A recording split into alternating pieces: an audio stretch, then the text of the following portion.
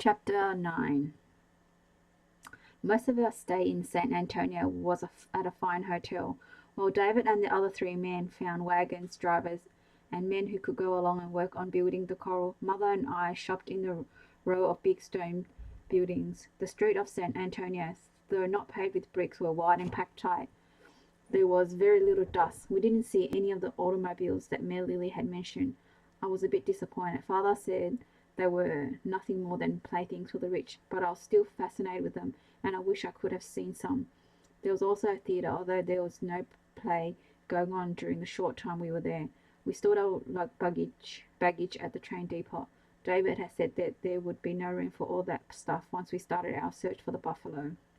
At first I had the feeling that he was doing nothing more than trying to make the trip uncomfortable for us, but when we left San Antonio on horseback with only one pack horse to carry all our supplies, I realized that he was not being disagreeable. The man called Pepper, I guess because he had white hair with only a few flecks of black sprinkled in it, stayed behind to make sure the wagon drivers and 16 workers David had hired would follow us to Kerrville in a couple of days. It was some 78 miles from San Antonio to the little settlement of Kerrville. David had bought his horse Yankee in stock car on the train. I bought the paint. He was a gift by Colonel Stewart and Sergeant Sparks. Sergeant Sparks' bald head had turned red when I told him I would name the horse Sarge. Though accustomed to riding, I was a bit stiff. We were outfitted with what my riding instructor called a double-rigged or rim-fire saddle because it had two cinches. They were supposedly quite common on the Texas cattle drive, but I was not used to the hard seat or the long fenders and stirrups. We spent one night camping along the trail. Les, a tall, slender man with rather plain features, built a small fire. He didn't talk much, but when he did, he was very polite. David helped gather wood and visited with Charlie. Charlie was a Mexican with a slick black hair and a long mustache. He was our cook. The first night he prepared cornbread and what he called chili.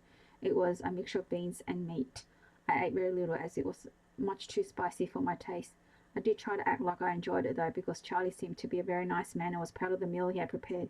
Mother was thrilled by how quiet it was in the wilderness and how beautiful the night stars looked. I kept worrying about bugs and snakes crawling in the bedroll with me. I tossed and turned and barely slept out all night.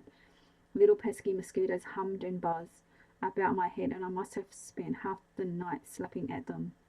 Just before dawn I woke up. I felt uncomfortable and needed desperately to relieve myself. I hated to wake Mother, but finally I had to. Quietly she got the big, thick Sears Roebuck catalogue from the pack by the fire. Then she led me to a small clump of bushes a ways from the camp so I could take care of my business. It was a bit embarrassing to have Mother take me, but it was hard to know what animals lurked nearby in the dark. The mosquitoes kept buzzing around us. Remind me to pick up some vanilla tomorrow when we get to Kerrville, Mother whispered from the other side of the bushes. For breakfast, Charlie fixed scrambled eggs and ham. They were much better than chili. David must have noticed how I gobbled them down. Only as soon as I saw him watching me, he quickly turned to Mother. Best enjoy your meal, Miss Guthridge, he said. We should reach Kerrville by tonight. When we leave there in the morning, we'll have to pack light. Only jerky, flour, salt, sugar, lard, cornmeal, and beans, unless we can find game along the trail. This and the meals tonight and tomorrow morning will probably be the last you get to enjoy real food for quite a while. There was a small hotel at Kerrville. Mother and I did not stay there. It only had one private room, which was already taken. The rest consisted of what was called a common, a large open area with about 10 to 12 beds. It was designed for the cattlemen or travellers who passed through the little town, but sleeping in a common was no place for women. So instead of the hotel, we stayed the night at Miss Pipton's boarding house at the edge of town. She was a sweet, grey-haired lady of 60 or so, originally from Boston. She had married a Texas Ranger and raised 8 children in a large 2-story home. When her husband died and all her children married and moved away, she turned her home into a boarding house. David came to the front door as we were finishing breakfast. He took off his hat and followed Miss Pipton to the dining room. There were 2 rolled-up blankets under his left arm. The boy wouldn't look at me, only at my mother. We'll be leaving soon. He laid the blankets on the floor beside Mother's chair. I made you a couple of bedrolls. You can put a change of clothes inside them, but that's all we'll have room to take. My eyes flashed. How long are we going to be gone? I asked. He answered Mother instead of me. At least a week. One change of clothes, are you? No hairbrush, no toiletries. I have to have at least 5 split riding skirts for a whole week. I just simply cannot. One change of clothes, he snarled, glaring at me with those dark blue eyes. Then we whirled to look at Mother. I'm sorry, man, but that's all we got room for. The pack horse is already loaded down. Figured you and your daughter would need a tent. Rest of it's cooking things and food stuff. Ain't no room for nothing more. You'll have to carry your bedrolls on the back of your horses. Do we have to take a bath soap? Do we even get to take a bath soap? I huffed. We have 2 bars of life soap already packed, he told Mother. I slammed my fork down my plate and sprang to my feet. Would you at least look at me when I speak to you? I snapped. Just because I almost beat you in that stupid race, well, it doesn't mean I'm going to hurt you if you look at me. David stuffed his hat back on top of his head. Ever so slowly, he turned to face me. Why don't you stay here? He mumbled, almost too softly for me to hear. Maybe the school's got a nursery where you could stay while we're gone. For an instant, I wish I were a man. I wanted to punch him square in the nose. Instead, I forced a big, broad smile to my face.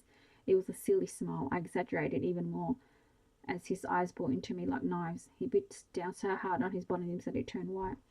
Quit pestering the young man, Mother scolded after he stormed outside to wait with the horses.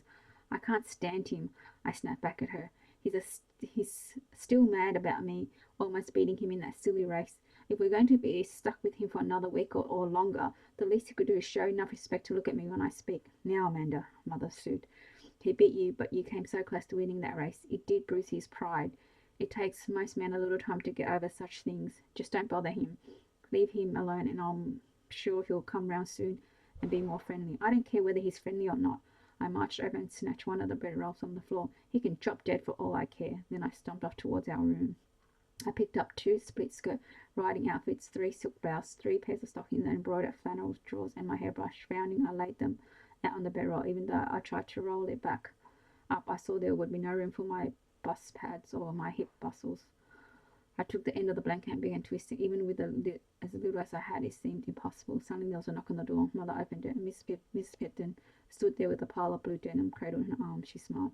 My children left a bunch of Levi's around the house when they married or went to school. Figured you could use them. Nola's eyes sprang wide. Levi's, those are men's pants. Miss Pipton shrugged. Well, maybe they're considered men's pants in San Francisco or back east. Now here women wear these things. Besides, they're easier to bedroll than those thick duck riding skirts. They'll hold up to the brush better than a skirt, and they're a lot more comfortable. Mum shook her head. Thank you, Mrs. Pipton, but we simply couldn't. It wouldn't be proper. Miss Pipton tossed a bundle of German into the bed. Miss Guthridge, she spoke softly. This is Texas. Women are more independent out here. We don't worry as much about what's proper as we do about what works. It's commonplace for women to wear Levi's, especially for traveling on the trail. Besides, you and your daughter are riding into some pretty rough countries. Chances are you won't see another rider all the time you're out. Then again, she glanced at me. When she turned back to Mother, she pulled her gold-rimmed spectacles down to the tip of her nose.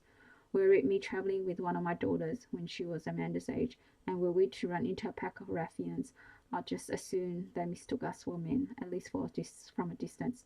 Mother frowned. She pinched her bottom lip between her thumb and finger, thinking, well, try 'em on, honey. Miss Pipton chuckled as she grabbed a pair of the Levi's from the bed and tossed them to her. They ain't half bad. Mother hesitated, but only for a moment. Then both of us began trying on the pants. We giggled and laughed as we pulled on one pair after another. The pants were low-waisted. They felt loose around my middle, but quite snug around my hips. Mrs. Pipton said they were stiff as cardboard, and the indigo blue dye came off everything when they were new. She said that those were broken in, and I was amazed at how soft and comfortable the cloth felt. I was also a bit surprised at how wearing men's pants made me feel. My cheeks were a bright red when I looked at my reflection in the mirror. I felt just a bit wicked naughty. The pants were tight around my hip, and the slim, tapered legs made my own legs seem even longer. Mrs. Pipton suggested that we leave our silk blouse behind and wear something cotton or flannel. She also told us the sunbonnets and kids and cloth shoes wouldn't work well on the trail either. Make them boys who are riding with you stop by Carlin Mercantile on the way out of town. Get yourself a western hat and some calfskin boots. You'll be a lot better off. When Mother and I came out of the front door dressed in Levi's and cotton blouse, David was sitting in his horse. He looked a bit bored, but the instant he saw us, he blinked and stiffened. For an instant he seemed surprised, but not as shocked as I had hoped he'd be. Then he got mad, serious look on his face. That's what made me smile. I smiled all the way through the little town of Kerrville. I smiled when we stopped at the mercantile store in town to buy some vanilla for the mosquitoes and to get Mother and me hats and calfskin western boots. I smiled when we crossed the little creek outside of town. I smiled every time David so much as acted like he looked in my direction. I smiled until my jaws hurt and my mouth was so dry that my lips started sticking to my teeth.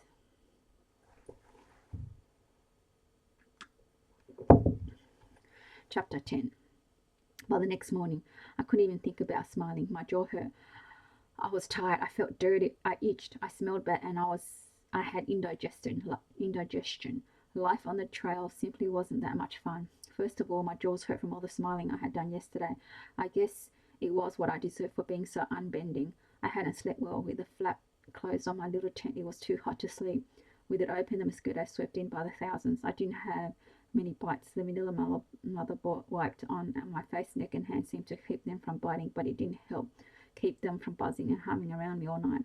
That kept me awake. I felt dirty and I smelled bad because we had spent all day riding and there was no place to take a bath. And although the cornbread and beans Charlie served for supper last night had been very good, they had given me a terrible case of indigestion.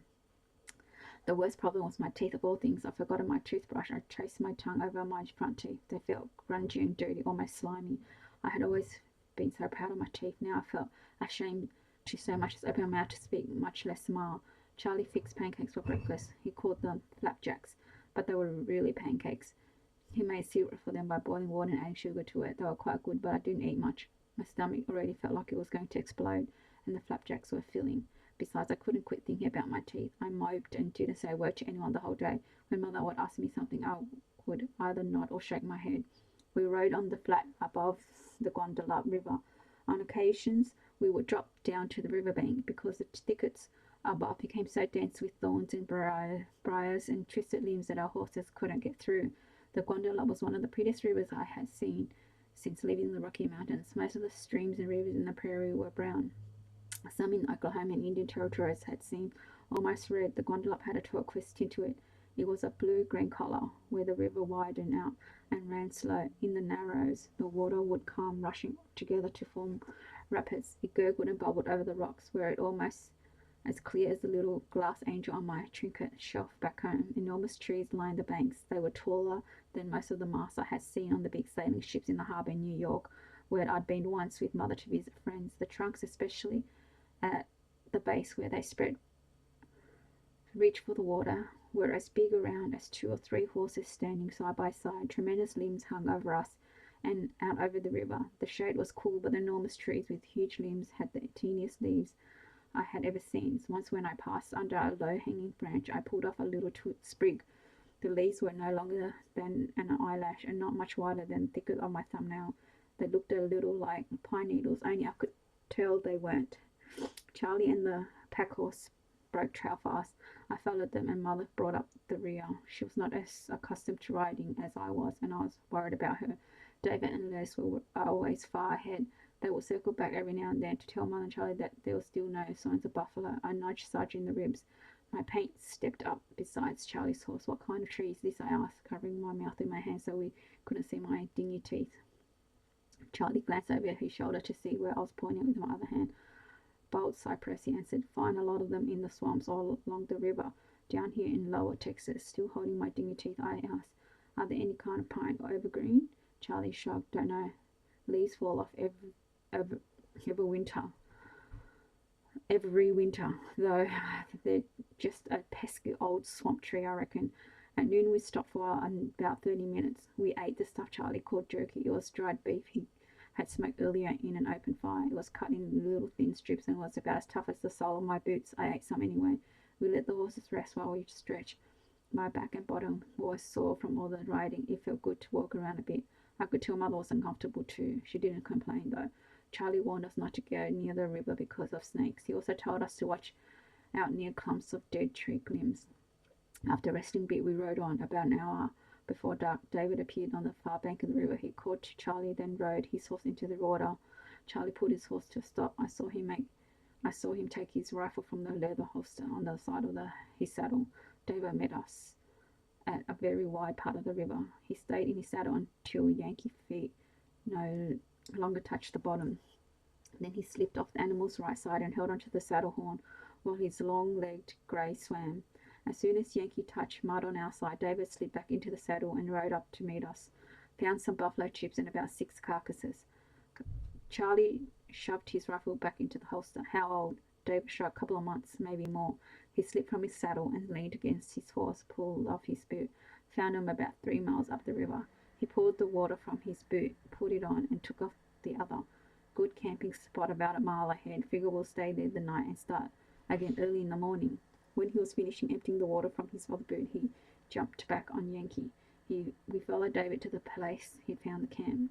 It was a little flat spot not far from the river, surrounded by a tall cypress tree. The grass was short and green. David left us telling Charlie that he had seen some turkey not far from here and would try to bring one bird back for supper. We unsaddled Sarge and the other horses, then helped Charlie unload the backpack horse. At the edge of the little clearing closest to the river, Charlie used the heel of his boot to scrape out a place in the dirt. Mother and I helped him pile rocks in a circle around the bare spot. Then we gathered dead dry wood for a fire. I sat down not far from the little fire that Charlie started. I pulled off my boots and rubbed my sore feet. Mother sat next to me and did the same. It wasn't long before Les rode in. He hadn't seen any sign of buffalo at all. While he unsaddled his horse, Mother asked Charlie if we could bathe.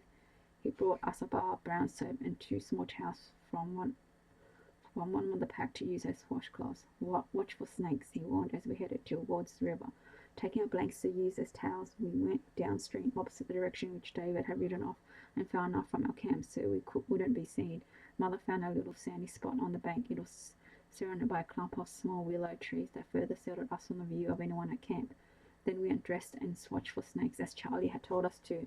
Slipped into the river. It was wonderful. We swam around for a while, gliding through the river, enjoying the cool, clean feel of it. Then Mother handed me the soap. It didn't smell as nice as my perfume smoked back home, but I scrubbed all over. I rubbed some of the soap on the little towel and tried to scrub my teeth. It didn't do much good. I even scrubbed some of it in my hair and worked up a lather, satisfied that I was clean as I was going to get. I handed the soap to Mother and swam out towards the middle of the river. I kicked and splashed and flopped around, feeling not only soap but all the nasty trail dust and the bad smell that I had collected to go floating away.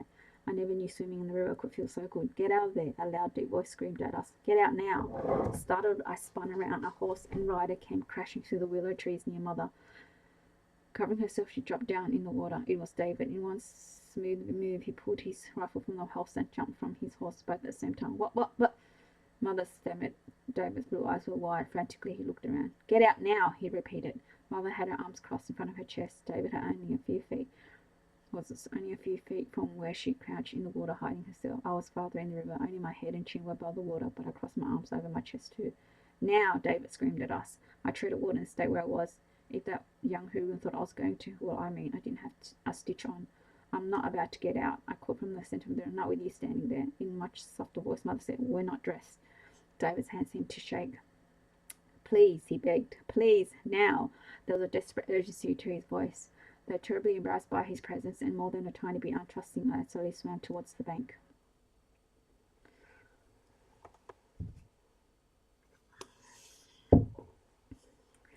Chapter 11. David reached down and grabbed one of the brown wool blankets from the ground. He threw it at Mother as she wrapped it around herself and stood up. He never took his eyes off the river or me. When I swam closer, he grabbed the other blanket. I planned she'd use that for a towel, I said. If you get it wet before I could finish, he flung the blanket at me. I glared at him. I could touch bottom now. I could hold off the blanket and try to lift it a little from the water so it wouldn't get soaking wet.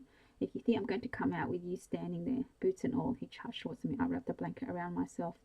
Standing knee deep in the river, he stopped. Hurry up, he snapped. I glared back at him. No. His blue eyes squeezed tight. Little girl, you get out of there right this second. I'll drag you out by the hair. I wrapped the blanket around my shoulders, made sure every inch of me was covered and sloshed to the bank, water dripping from the heavy wool, and made an instant mud pot around my feet. If you think you're going to boss me around, I cried, willing to face him. I expected to find him right behind me, practically shoving me. Instead, David was still standing knee deep in the river. Step at a time, he backed towards us. He swung his rifle from side to side, never taking his eyes from the water. Mother acted as though she was going to say something to him, but noting the way he ignored us and the intensity with which he watched the river, she didn't. There. The rifle snapped to David's shoulder. He took the last 3 steps on the bank in one giant backward leap, landing between Mother and me. He cocked the rifle. There, he repeated. My eyes followed the barrel of his rifle. A dark lump broke the surface of the water. At first I thought it was a turtle, then I realized it was much too big. It was the tip of a nose, nostril, leathery and lumpy. It was a dark green color. Suddenly the 2 feet behind the nose. Eyes broke the surface. They were raised from the rest of the head onto kind of spiny lumps. Slow as smoke rising from the campfire on a still summer night. The rest of the body floated to the surface. Alligator, David whispered, lying motionless as a tree log floating down the river. It was nearly 9 feet long. The only movement was the blinking of an eye. A lump came in my throat that I couldn't swallow. The alligator surfaced in the exact same spot where I was. I'd stood neck deep in the water arguing with David, and my knees felt weak for an instant. I felt like I was going to faint. David gave a little sigh. He lowered his rifle and held it at his side. Aren't you going to shoot it? Mother said. David frowned at her. Why? He belongs there. He belongs here. We do not. He turned and started for his horse. Suddenly he stopped and looked back at us. Next time you bathe, find a place where the water moves fast, where it runs wide as it bubbles over the rocks. Either that or place where the water is shallow and clear enough to see all around. That way, one of you can stand on the bank and watch while the other swims. The alligators don't like fast water. Neither do they. With the tip of the rifle, he pointed at a small clump of bushes about 5 feet to my left. There, coiled in the shade, was an enormous snake. It was dark grey, almost black. My heart stopped when I saw it. Mother squealed and jumped back. She almost lost her blanket. What is it? Water moccasin. Usually won't bother you unless you bother them first. Poisonous, might not kill you, but getting bit would sure slow us down for a week or so. With that, he turned and strolled to his horse. He grabbed his reins and with no effort at all leapt into the saddle. When you get dressed, he called over his shoulder, come on back to camp. We have to get an early start in the morning, so you'll need some sleep. As he rode off, Mother and I grabbed our clothes. We scurried away from the river to dress in a clump of willows far from the bank. The minute we got back to our camp, Charlie and Les took off for the river. They had never seen an alligator before and were anxious to investigate the horrible-looking scaly thing. Mother and I hung our blankets over a tree limb to dry. Then we sat down beside the fire where David was stirring the beans and that Charlie had started, although David still wouldn't talk to me. I found out from his conversation with Mom that he had never seen an alligator before today either. This part of Texas once belonged to the Comanche. David's father had camped many times with his people along the Guadalupe River. David related some of his father's stories as he stirred the beans. Although scary, the tales about alligators were most interesting. They'll go the way of the buffalo, he said finally. The white man is never satisfied to leave things the way nature intended.